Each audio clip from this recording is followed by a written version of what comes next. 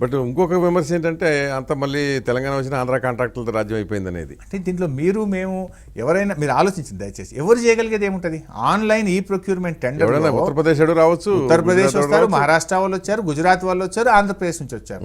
అయితే ఒకటి ఏం జరిగిందంటే ఇన్ ద ప్రాసెస్ మేము కూడా అర్థం చేసుకునే ప్రయత్నం చేసినప్పుడు అసలు దేశం మొత్తంలో ఆంధ్ర కాంట్రాక్టర్లే ఉన్నారు.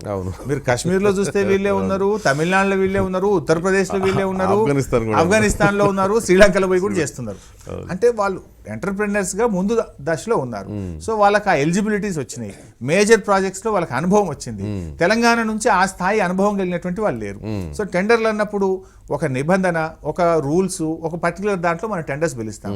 పిలిచినప్పుడు ఆటోమేటిక్ గా వాళ్ళు దేశమంతా ఉన్నారు, ఎలిజిబిలిటీలో ఇక్కడ కూడా కంప్లీట్ చేసినారు. ఇట్స్ నాట్ దట్ మహారాష్ట్ర వాళ్ళు రాలేదనో, ఢిల్లీ వాళ్ళు రాలేదనో, వీళ్ళు ఎక్కువ మంది ఉన్నారు కనుక ఎక్కువ వీళ్ళకి వచ్చాయి. కొంత మహారాష్ట్ర, కర్ణాటక, ఢిల్లీ వాళ్ళు కూడా ఉన్నారు. సో అల్టిమేట్గా ఎవరు వచ్చినా, ఎవరు తక్కువ కోట్ చేస్తే ఆన్లైన్లో వాళ్ళకి టెండర్ వస్తుంది. అది ఆంధ్రాకి వచ్చిందా, తెలంగాణకు వచ్చిందా అని మనం అక్కడ డిస్క్రిమినేట్ చేసే అవకాశం లేదు. మనకుండే ప్రొసీజర్లో ఎవరు ఎలిజిబిలిటీ ఉండి ఎవరు తక్కువ కోట్ చేస్తే వారికి వస్తుంది. చేయడానికి కూడా లేదు, చేయడానికి లేదు. అయితే ఏంటంటే వాళ్ళు అక్కడ ఉన్నారు, 50 ఏళ్ళుగా వాళ్ళు ఆ ఫీల్డ్లో ఉన్నారు, వాళ్ళకి ఎక్స్పీరియన్స్ ఉంది. మోర్ నెంబర్ ఆఫ్ కాంట్రాక్టర్స్ దేశమంతా చేస్తున్నారు. హైదరాబాద్ బేస్డ్ ఉన్నారు. వాళ్ళ హెడ్ ఆఫీస్ ఇక్కడ ఉన్నా వాళ్ళు దేశమంతా చేస్తున్నారు. దేశంలో ఎయిర్పోర్ట్లు వాళ్ళే కడుతున్నారు, దేశంలో నేషనల్ హైవేస్ వాళ్ళే చేస్తున్నారు, దేశంలో అనేక ఇరిగేషన్ ప్రాజెక్టులు అనేక రాష్ట్రాల్లో, మధ్యప్రదేశ్ పోతే వాళ్ళే ఉన్నారు, యూపీ పోతే వాళ్ళే ఉన్నారు. నేను మధ్యప్రదేశ్ పోయింటి, అక్కడ పైపుడ్ ఇరిగేషన్ అని బాగా చేస్తున్నారు మధ్యప్రదేశ్. ఒక టీఎంసీకి 15,000 నుంచి 20,000 ఎకరాలు బారుతున్నది, సక్సెస్ఫుల్ ఉందని మాకు సెంట్రల్ గవర్నమెంట్ లో మా ఇరిగేషన్ మినిస్టర్స్ కాన్ఫరెన్స్ లో చెప్పారు. చెప్తే మన రాష్ట్రంలో పనికొస్తుందని చూడడానికి వెళ్ళాం. అక్కడ పోతే వీళ్ళే ఉన్నారు. ఈ పైపుడ్ ఇరిగేషన్ ఎవరు చేసినారు అని చెప్పి చూస్తే నవయుగ కంపెనీ, మెగా కంపెనీ, ఇలాంటి మన ఆంధ్రప్రదేశ్ చెందిన కంపెనీస్ అక్కడ చేసి ఉన్నాయి. సో ఇంకా మనం ఏమనగలుగుతాం దాన్ని? So they got the eligibility and they quote less and they got it. Okay. So ఇప్పుడు కాసేపు అసెంబ్లీకి వద్దాం. ఇంతకుముందు మీరు ప్రతిపక్షంలో ముఖ్యంగా ఉద్యమ నాయకులుగా ఉన్నప్పుడు, టీఆర్ఎస్ శాసనసభ్యులుగా ఉన్నప్పుడు ఏమో అసెంబ్లీలో చెడుగుడు ఆడేసేవాళ్ళు, పోడియం దగ్గరికి వెళ్ళేవాళ్ళు, బెంచీలు ఎక్కేవాళ్ళు, గవర్నర్ని మాట్లాడించేవాళ్ళు కదా. ఇప్పుడేమో అసలు ఆ ప్రతిపక్షాన్ని మాట్లాడనివ్వట్లేదు అనేది ప్రధానమైనది. అంటే సరే, ఒక రకంగా నాకైతే వ్యక్తిగతంగా ఇది ఇబ్బందికరమైన ప్రశ్నే. కానీ ఇక్కడ 2 విషయాలు మనం కూడా అంటే డెఫినెట్లీ వాస్తవం మాట్లాడుకోవాలి. మేము బల్లలెక్కినాము, మేము పేపర్లు చింపాము, మేము పోడియంలోకి వెళ్ళాము, ధర్నా చేసినాము. అయితే 2 అంశాలు ఇక్కడ. అప్పుడేమో మాకు తెలంగాణ ఒక ప్రత్యేకమైన పరిస్థితి, ఉద్యమము, రాష్ట్ర ఏర్పాటు. సో ఆ పరిస్థితుల్లో మాకు కొంత మాట్లాడడానికి అవకాశం దొరికేది కాదు. అంటే అప్పుడు ఒకటి జరిగింది అనుకోండి, ప్రభుత్వం అదే కోరుకుంది, విపక్షాలు అదే చేసింది. ప్రభుత్వం కూడా ఏముండే అంటే సభ నడపాలని ఉండేది కాదు, మేము పోడియంలోకి రావాలి, సభ వాయిదా వేసుకొని వెళ్ళాలనేది అప్పటి పాలకుల మూడు. చర్చ జరగాలి, డిస్కషన్ జరగాలనే మూడు వాళ్ళకు ఉండేది కాదు. మాకేమో డెఫినెట్గా ఆ అంశాల మీద మేము పట్టుబట్టేవాళ్ళం. పోతిరెడ్డిపాడు ప్రాజెక్ట్ కట్టొద్దు, పులిచింతలకు కట్టొద్దు, ఇది రాష్ట్ర ప్రయోజనాలకు, తెలంగాణకు నష్టం అని మేము ఒక అంశం మీద, తెలంగాణ రాష్ట్ర ఏర్పాటు మీద శాసనసభలో తీర్మానం చేయాలి అని ఒక మొండిగా మేము ఉద్యమ నాయకులుగా, ఉద్యమ పార్టీ కార్యకర్తలుగా మేము చేసేవాళ్ళం. ప్రభుత్వం ఆ అంశం మీద చర్చించడానికి సిద్ధంగా ఉండేది కాదు, ప్రభుత్వం ఆ అంశాల మీద సమాధానం చెప్పడానికి సిద్ధంగా ఉండేది కాదు. ఇంకా మాకు ఇదే మంచిదిలే, వాయిదా పడుతూ పోవాలని వాయిదా వేసుకుంటూ వెళ్ళే పరిస్థితి అప్పుడు ఉండేది. ఇప్పుడు ఈ ప్రభుత్వంలోకి వస్తే ముఖ్యమంత్రి గారు ఏమంటున్నారంటే, మీరు ఏ అంశం మాట్లాడుతారో చెప్పండి, government is ready to answer. మీరు మాట్లాడండి, అడగండి, మేము సమాధానం చెప్తాం, కానీ అడ్డుకుంటే మేము ఊరుకోము అన్నది ముఖ్యమంత్రి గారి పాలసీ. అంటే అప్పటికి ఇప్పటికి తేడా ఏంటంటే, అప్పుడు చర్చను వాళ్ళు అలో చేసేవారు కాదు, కోరుకునేవారు కాదు. ముఖ్యమంత్రి గారు ఏమంటారంటే, మనం చాలా బాగా పనిచేసిన ప్రభుత్వం ఇది, డెఫినెట్లీ మనం ఆన్సర్ చేద్దాం, మీరు బీఎస్సీలో ఏం అడుగుతారో అడగండి, మీరు అడిగిన ప్రతిదాన్ని లిస్ట్ చేస్తాం, అడగండి, మేము సమాధానం చెప్తాం అంటున్నాం. సో ముఖ్యమంత్రి గారి ఆలోచన ఏంటంటే, సభ బాగా జరగాలంటే కొంత కఠినంగా ఉండక తప్పదు. మనం ఒకసారి 2 సార్లు ఎన్ఫోర్స్ చేస్తే ఆటోమేటిక్గా ప్రతిపక్షాలు కూడా వాళ్ళు కూడా పోడియంలోకి రాకుండా, అడ్డుకోకుండా ఐ మీన్ టు సే, నేను అలా అనను. కానీ మీరు చూడండి, ఇప్పుడు పోయిన వింటర్ సెషన్ 18 సబ్జెక్టులు ప్రతిపక్షాలు అడిగితే 18 అంశాల మీద కూడా చర్చ, సమాధానం చెప్పాను. ఇప్పుడు కూడా మీరు నిన్న చూస్తే పద్దులు, నేను INPR మీద నేను డిస్కషన్ అయినాక అవుట్ ఆఫ్ ఇంట్రెస్ట్ మా సెక్రటరీని అడిగాను, లాస్ట్ డిస్కషన్ ఎప్పుడైంది INPR పద్దు మీద అంటే 1996లో అయిందంట. ఒకే ఒకసారి. అంటే ఏ పద్దులైనా అన్ని కలిపి గెలిటిన్ అవుతాయి లాస్ట్ లో. నేను జర్నలిజంలోకి వచ్చిన కొత్తలో అయ్యేటి. ఇప్పుడు 20 ఏళ్ల తర్వాత నిన్న డిస్కషన్ అయింది. అంటే ఎవ్రీ సబ్జెక్ట్ ను డిస్కస్ చేయడం, కన్సర్న్ మినిస్టర్ ఆన్సర్ చేసినాడు. మీకు మాట్లాడే అవకాశము, ప్రశ్నించే అవకాశం ఉన్నప్పుడు పోడియంలోకి ఎందుకు రావాలి? అంతకుమించి వేరే ఏం లేదు. ఉదాహరణకు మీరు చూస్తే మొన్న బీజేపీ ఒక ఇష్యూని తీసుకొని పోడియంలోకి వచ్చారు. ఏమని? ముస్లిం రిజర్వేషన్లకు మేము వ్యతిరేకం. మేమన్నా ప్రభుత్వం ఇంకా నిర్ణయం తీసుకోలేదు, ప్రభుత్వం కట్టుబడి ఉంది దానికి. ఓకే, ఆ అంశం మీద కూడా మీరు మాట్లాడాలంటే ఇంకో ఫామ్లో రండి, స్పీకర్ గారికి 304లోనో రూల్ 74లోనో, లేదు ఇప్పుడు నిన్న అప్రాప్రియేషన్ మీద మీరు ఏదైనా మాట్లాడే స్వేచ్ఛ ఉంటుంది, మాట్లాడండి అంటే లేదు లేదు మేము మాట్లాడడం. వాళ్ళు ఏంటంటే బయట చలో అసెంబ్లీ పేరు మీద బీజేపీ కార్యకర్తల్ని హైదరాబాద్ రమ్మన్నారు. ఈ ఎమ్మెల్యేలు కూడా అందులో పోయి పాల్గొనాలి. మరి అసెంబ్లీలో ఉంటే పాల్గొనే అవకాశం ఉండదు కదా. ఇది అడ్డుకొని టు మేక్ ఎ న్యూస్ మేము ఖచ్చితంగా పోడియంలోకే వస్తాం, సస్పెండ్ చేసుకొని బయటకు పోయి మా కార్యకర్తలు వస్తున్నారు కనుక అందులో పాల్గొవాలనే ఒక ఫిక్స్డ్ ఎజెండాతో వాళ్ళు వచ్చారు. ఎజెండా సస్పెండ్ కావాలి. అంటే గతంలో ఏం జరిగేది ఏంటంటే వాళ్ళు నిలబడితే హౌస్ అడ్జెంట్ ఫర్ టుమారో అని వెళ్ళేవాళ్ళు. ఇప్పుడు మన ముఖ్యమంత్రి గారు కేసీఆర్ గారు ఏంటంటే నో హౌస్ జరగాలి, వాళ్ళు వెళ్ళాలనుకున్నారు వెళ్ళండి, మిగతా వాళ్ళు మాట్లాడతారు, వాళ్ళని పంపించిన సభ జరుపుకున్నాం.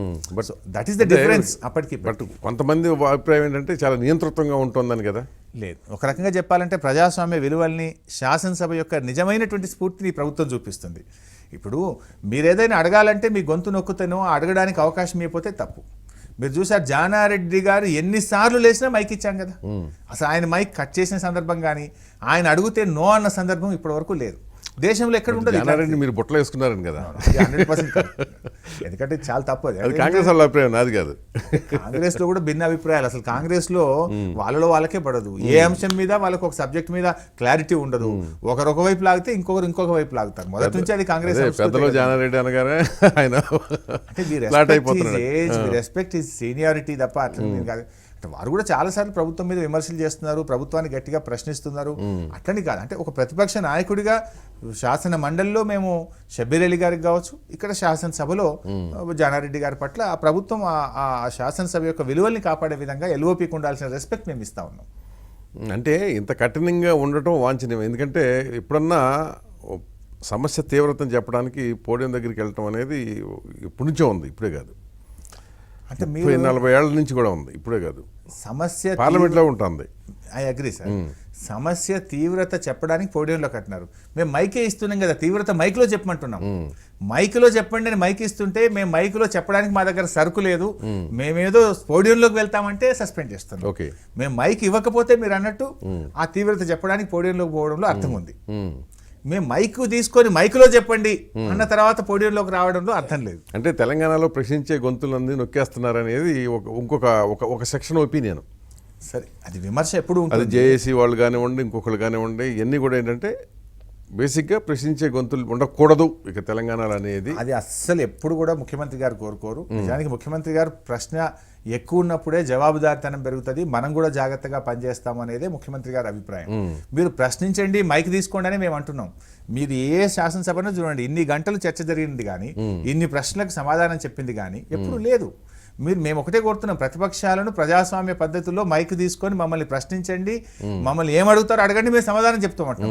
కానీ వాళ్ళకి ప్రశ్నించడానికి సరుకు లేక మేము పోడియంలోకి వస్తామని వాళ్ళు అంటున్నారు. మొన్నప్పుడు మీరు మాట్లాడుతూ ఏపీ శాసనసభలో మైక్ ఇవ్వట్లేదు ప్రతిపక్షానికి, ఇక్కడ మేము ఇస్తున్నామని చెప్పేది అన్నారంట కదా. దాని మీద వాళ్ళు మీకు మీ శాసనసభ కార్యదర్శికి లెటర్ రాయిపోతున్నారు, మా జోలికి మీకేం పని. ఎప్పుడైనా మనము కంపేర్ చేస్తాం కదా.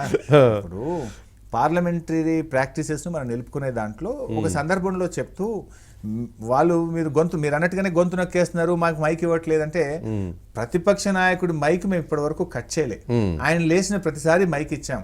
పోనీ మన పక్క శాసనసభలో చూడండి ఆ పరిస్థితి ఉందా అని ఒక సందర్భం ఉన్న వాస్తవాన్ని చెప్పాను. టీవీలో చూస్తుంటాం కదా, మాట్లాడుతుంటేనే అక్కడ మైక్ కట్ అయిపోతుంటది, మాట్లాడుతుంటేనే అక్కడ ఇంటరప్షన్స్ మనం చూసాం. ఇలాంటి పరిస్థితి మన దగ్గర లేదు. మేము ఇంత హుందాగా ఉన్నప్పుడు కూడా మమ్మల్ని ఈ రకంగా విమర్శించడం సరి అయింది కాదు అని ఒక ఉదాహరణ చెప్పే ప్రయత్నంలో చెప్పాను తప్ప ఏదో ఆంధ్రప్రదేశ్ శాసనసభను తగ్గించాలనో అక్కడ బాగా జరగట్లేదనో లేదా వారి పట్ల మాకేదో మర్యాద లేదనేది కాదు. వారు అట్లా భావించదని కూడా కోరుకుంటున్నాను. లెటర్ రాస్తారంట, నాకు ఎవరో చెప్పారు.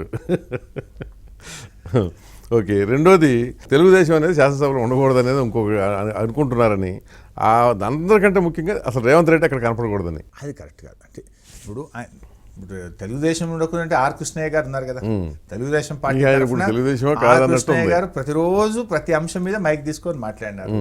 ఇప్పుడు రేవంత్ రెడ్డి గారి విషయంలో కూడా గవర్నర్ గారి ప్రసంగం కంటే ముందు స్పీకర్ గారే స్వయంగా అన్ని పక్షాలకు ఫోన్ చేసి రిక్వెస్ట్ చేసినారు, దయచేసి మీరు నెక్స్ట్ డే నుంచి ఏమన్నా చేయండి, గవర్నర్ గారి విషయంలో ప్రజాస్వామ్య విలువలు కాపాడదాం, మీరందరూ సహకరించాలని ప్రతి విపక్ష నాయకుడికి స్పీకర్ గారు స్వయంగా ఫోన్ చేసి రిక్వెస్ట్ చేశారు. ఆ ఒక్క గంట సేపు ఓపిక పడితే పోయేది కదా. మరి ప్రతిసారి అలా చేస్తామన్నప్పుడు ప్రభుత్వం ముందుగా అన్నట్టు కొంత విలువల్ని సాంప్రదాయాలను నిలబెట్టాలనే ఉద్దేశంతోనే కొంత కఠినంగా వ్యవహరించడం తప్ప మీకు అవకాశం ఇచ్చి ఉండాల్సింది కాదు రేవంత్ రెడ్డి. ఇవ్వాల్సింది కాదు. అది బేసిక్ ఏంటంటే ఇట్లా ఉన్నారని తెలిసినప్పుడన్నా అవకాశం ఇచ్చి ఉండాల్సింది కాదు. స్పీకర్ హిమ్సెల్ఫ్ కాల్ ఓకే, స్వయంగా వారే ఫోన్ చేసి చెప్పినారు. అటు జానారెడ్డి గారికి, కిషన్ రెడ్డి గారికి, ఆల్ రేవంత్ రెడ్డి గారికి అందరికీ స్పీకర్ గారే స్వయంగా ఫోన్ చేసి ఈ గవర్నర్ గారి ప్రసంగం ఆ ఒక్క గంట సేపు మాత్రం దయచేసి అందరు సహకరించి ఒక ఉన్నతమైన సాంప్రదాయాలు నెలకొల్పుదాం, ప్రెసిడెంట్ వచ్చినప్పుడు పార్లమెంట్ ఎట్లుంటుందో మన దగ్గర కూడా శాసనసభలో అట్లుందాం, తెల్లారి నుంచి మీరు అడగండి, ప్రశ్నించండి, ఏదైనా చేయండి, కానీ ఆ ఒక్క గంట కోసం రిక్వెస్ట్ చేశాం. అయినా వినకపోవడం వల్ల తప్పని పరిస్థితి. ఓకే.